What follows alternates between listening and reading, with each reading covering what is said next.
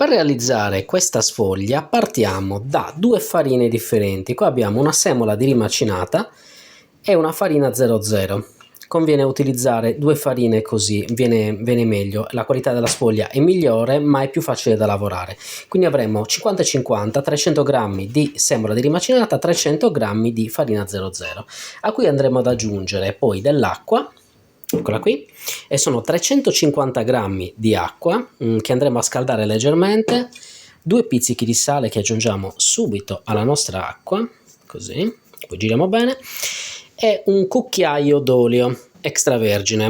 L'olio serve per rendere la pasta un po' più elastica. Questa non è una pasta all'uovo, quindi favorisce questa lavorazione, poi la rende migliore. Bene, quindi scaldiamo l'acqua e cominciamo a lavorare. Allora, andiamo ad aggiungere la nostra acqua, io la aggiungo tutta insieme così, tranquilli che tanto è una cosa semplice.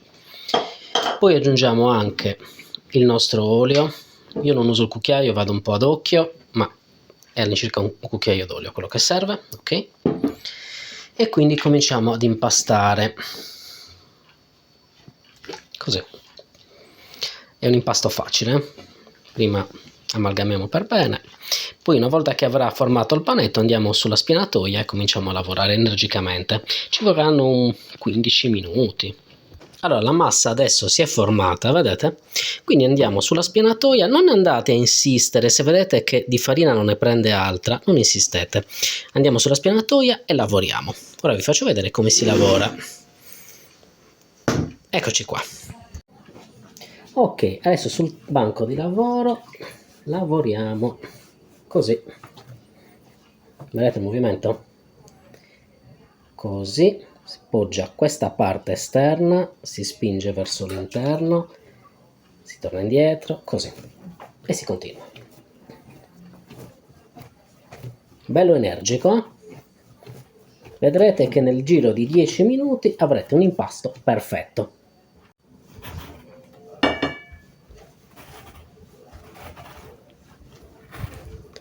Rimanere fermi qua è molto difficile, comunque il movimento è questo, vedete? Così, così.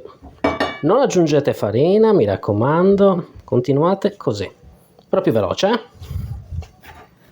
Allora, 10 minuti, ma neanche, e la nostra pasta è pronta, vedete come deve essere, è così, rimane morbida.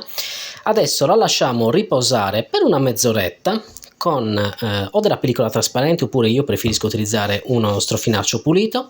Quindi andiamo a disporre in questo modo su un piatto, mettiamo il nostro strofinaccio, la pasta, così, e ricopriamo. Mezz'ora, e poi si può stendere e utilizzare per tutte le preparazioni. In questo caso noi faremo dei ravioli, ma potete utilizzarla anche per fare delle tagliatelle, insomma, quello che vi viene in mente. Una pasta veramente molto facile. Andiamo. Allora, per quanto riguarda la farcia, utilizzeremo, qua io devo farne di diverso tipo, quindi vi faccio vedere un po' la farcia speciale, che è quella che è tipica della zona del Cagliaritano, di Sestu. È un raviolo un po' particolare questo, per palati un po' esperti. Allora, questo è realizzato con della ricotta di pecora e con della scorza d'arancia.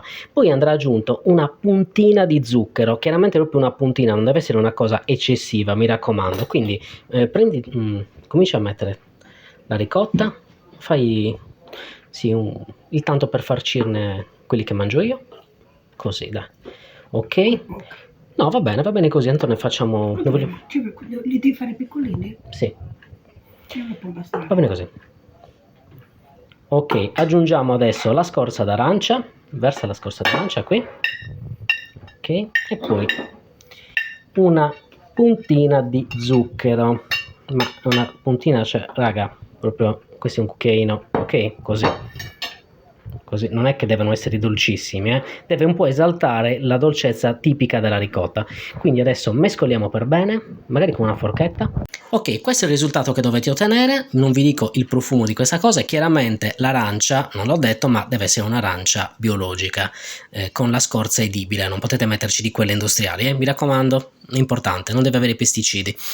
Quindi questo è il nostro risultato, poi ne faremo anche degli altri fatti con la farcia tradizionale, però questa è una cosa un po' particolare, insomma, per ottenere un prodotto un po' di nicchia. Quindi cominciamo subito adesso a preparare l'altra farcia e poi stendiamo la pasta. Allora, per lavorare la nostra pasta utilizziamo la vecchia nonna papera, come spessore io utilizzo il penultimo, quindi abbastanza sottile ma non sottilissima, vedete, lo spessore è questo, perché così sarà un po' più consistente. Quindi prendiamo la pasta e cominciamo a tirare le sfoglie. In caso come è caduto un po' di arancia e ho sporcato la sfoglia, ma va bene lo stesso, tanto questi sono l'arancia, quindi formiamo delle palline, andiamo a depositarle al centro, quindi ricopriamo la sfoglia e tagliamo con la rotella. Ok, depositiamo qua, facciamo così.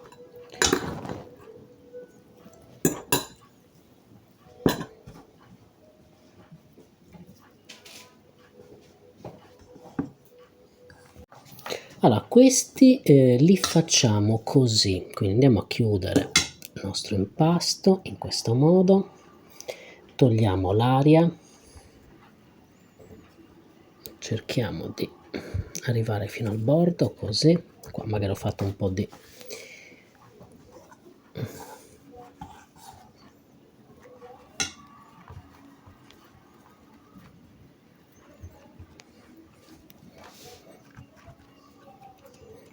Questi li facciamo un po' più piccolini di quelli che faccio di solito, e li tagliamo anche con la rotella standard, con questa, in modo da distinguerli dagli altri.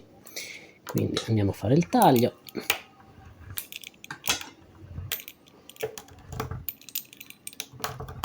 Così, tagliamo anche davanti per pareggiarli.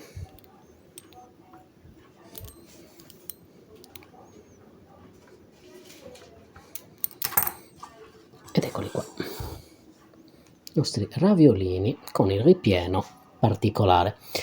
Provate questa ricetta e ditemi che ne pensate.